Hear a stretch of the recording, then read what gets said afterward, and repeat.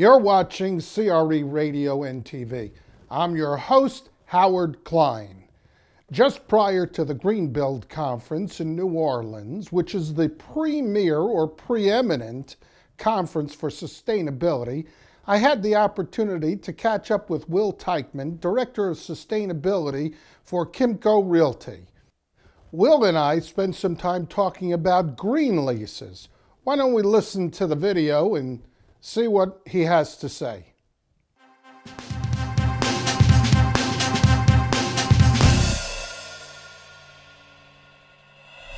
What is green leasing? Is it just a requirement in the leases? Is there recommended language in the leases? So I think, 10 different people would probably give you 10 different answers in terms of what a green lease means. I mean, some people would say, it's a lease written on green construction paper or something like that. I would say it's bicycle racks. I know. Yeah, bicycle racks. Right.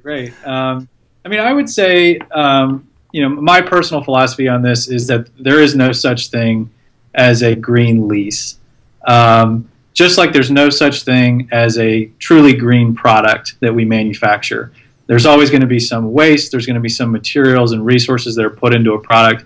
And the same thing is true of a building and how that building is operated. And so I think we need to sort of dispense with the notion of a completely green lease and instead start to focus on creating a greener lease. And what I mean by that is, how do we start to, over time, adapt our leases, our commercial leases, to start to incorporate components or clauses that seek to improve the environmental performance of a building, that seek to positively incent the right types of behaviors on the parts of tenants and on the parts of landlords, and that seek to ensure that buildings over time evolve and improve as things like new technologies come out, so that we're not stuck with 1970s buildings that we're starting to incorporate the latest and greatest technologies like lighting improvements, building controls improvements, and all of the great things that are happening right now. Many of the technologies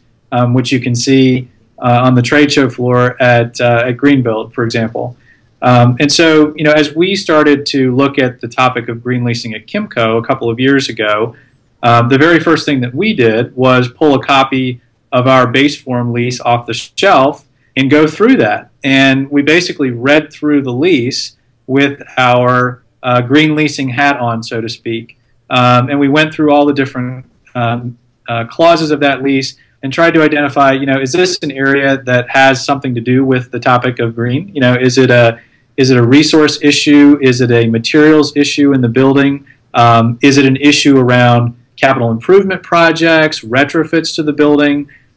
Is it an area of the lease that defines monetary compensation or the exchange of monetary compensation in exchange for improvements to the building? And so as you go through the commercial lease, you can start to see the sort of the key flex points for sustainability issues. And I think the vast majority of those issues, frankly, come down to day-to-day maintenance and operations on the one hand, and the tenant fit-out or construction component that is addressed in some leases, typically in an appendix to the lease, which would be called a landlord work letter or a tenant work letter, depending on who's performing the work. And so those different components in the lease, together with sort of the financial wheels in a lease document that define who pays for what, I think tend to determine a lot of the environmental outcomes that result either from major retrofit or upfit operations at the beginning and, say, renewal of a lease,